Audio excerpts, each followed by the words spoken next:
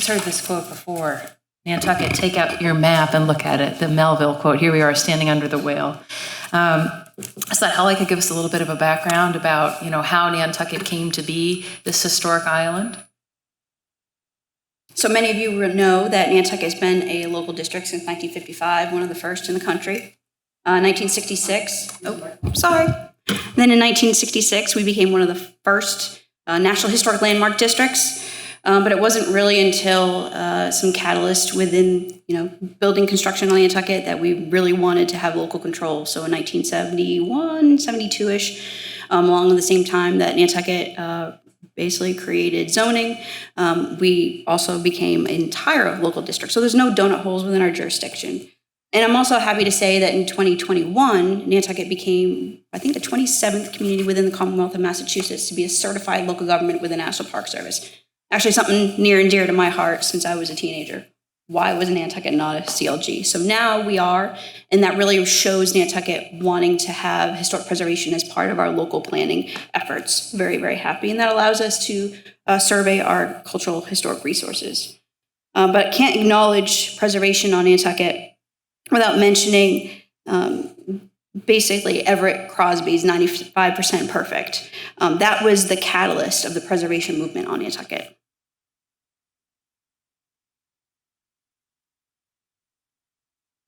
So talking about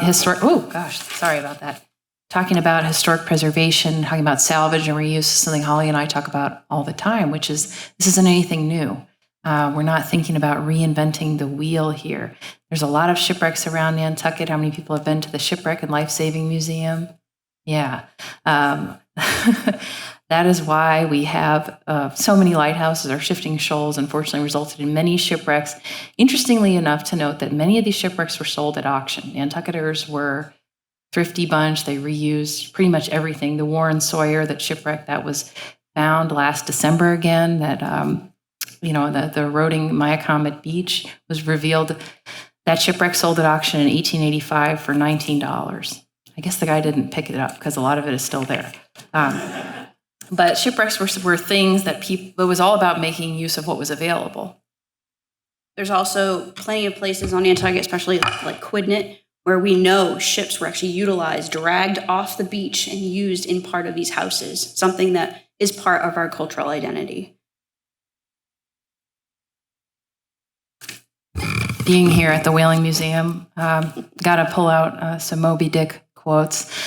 Even in Moby Dick and Herman Melville's Moby Dick, talking about the Nantucketers carrying around pieces of wood like pieces of the true cross. This idea of an island that's so far out to sea, there's not a lot of, the island was deforested pretty early on. You go out to Sconset. That's the next picture, yeah. You see Sans Souci, a house here. Has anybody seen this house out in Sconset on Shell Street, Center Street? Should really know this, huh? I give the tour. But it's built out of pieces of shipwreck. Bricks that were from the British ship Queen were scavenged by the people who were living here to build the chimney.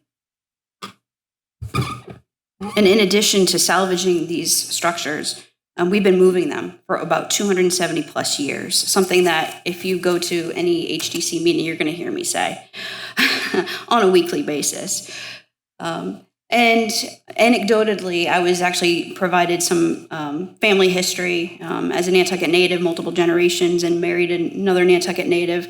My grandmother-in-law told me that in 1959, part of their house that they had was actually deconstructed completely, and then part of it was made and built a new structure on West York Street, as well as some of the verge board that were on that Victorian type structure was actually put to another structure on North Water Street. Again, part of what we have been doing is with revitalizing our structures. I went through the paper and I was looking at a couple examples of historic salvage, and one was in 1947 when Albert Egan Sr. removed the Hiltz property adjacent to the Sconset Inn, the structure was taken down with care in order to salvage as much of the material as possible for the new cottages. And those are the Moby Dick Inn cottages out by the summer house cottages. In 1957, there was a bell tower down by Brant Point that as much was salvaged that could be saved when it was just taken down. In 1964, there's plenty of mentions throughout of names that you'll recognize throughout the paper of people salvaging as much as they could. The 106-room Seacliff Inn in 1972, 50 years ago, was taken down by Augie Ramos and Manuel Roberts. I thought it was very interesting to read that plans to drop the debris and broken wood over an embankment in the rear of the building where it would have been buried have been changed, and instead the lumber and materials such as the bricks, windows, and doors will be taken to a property owned by Ramus. And all of that material was reused, and it's probably in all sorts of buildings around the island. And I think this was that inn that was built in 1857 and 1972. People stopped and thought and made sure that things were reused, and something that is really part of Nantucket's cultural identity, as is house moving, as Holly mentioned. We move more houses than pretty much any other town in the country. I think Academy Hill is a really great example of adaptive reuse. The Dreamland movie theater that had been a Hicksite Quaker building on Main Street that was part of the Nantucket Hotel down by Brant Point, also called the Hotel Driftwood. But that actually ended up proving too true, so they changed the name to the Hotel Nantucket. And then another great example of salvage and reuse, maybe Holly will tell us a little bit about this facade here. I remember this well. I was an intern with Nantucket Preservation Trust, and I was in my first year in college. The facade came from the circa 1875 James B. Coffin grocery store right there on Main Street. It was also a retail store, a laundromat, and many different uses over the years, but it was demolished in August of 2001, excuse me. Wow, so long ago. And a lot of preservationists were really, really upset about this, but one fortunate aspect of it is the fact that it was saved and it was restored and utilized onto its sister building that Matt Fee and his family own. And one thing I'd like to just acknowledge is the fact that Nantucket Preservation Trust has a perpetual preservation restriction on that property. So in my eyes, that's a win-win, definitely. That Italianate facade will definitely be there for years to come. Yeah, there were 6 women who stood outside the building, and when some were almost arrested, some I know signed up for this event. I don't know if they're here with us today, but we're grateful for them. And as we talk about, one of the things I think you'll hear today, which might be surprising, is this idea that sometimes a building does reach the end of its life cycle. Preservation is about knowing that you can't necessarily save everything. And it's about saving the things that you can and documenting the things that you can't. There are a lot of buildings in threatened areas along Nantucket that are going to be moved or removed. And thinking about documentation is really important.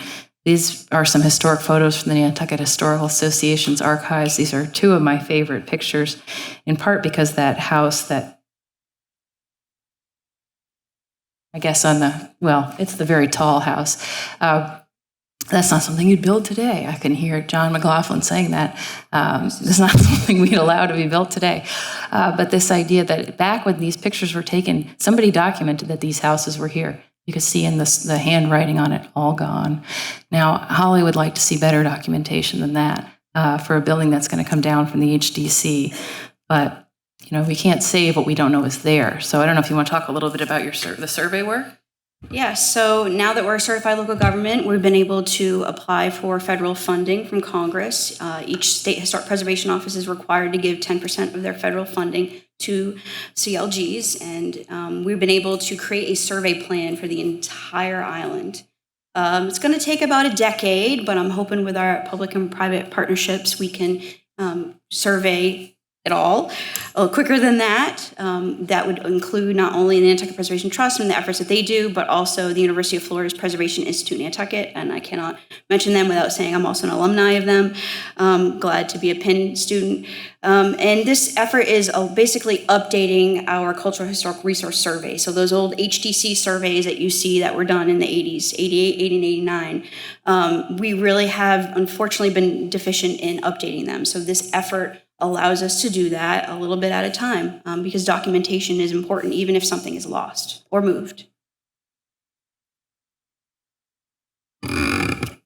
We're wrapping up here our part of the presentation, but just a reminder, I know we've talked about some of these things in the 1820s, 1840s, 1950s, but this is our recent history as well. Here's a story in the New York Times about the Take It or Leave It.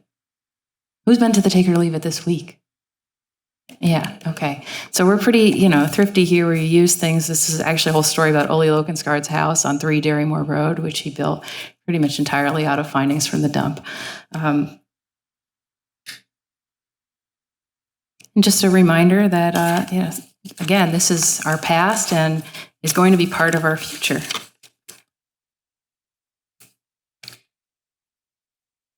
And to quote an NHA historian, Mr. Stackpole, Nantucket can generate its future by holding firm to its past.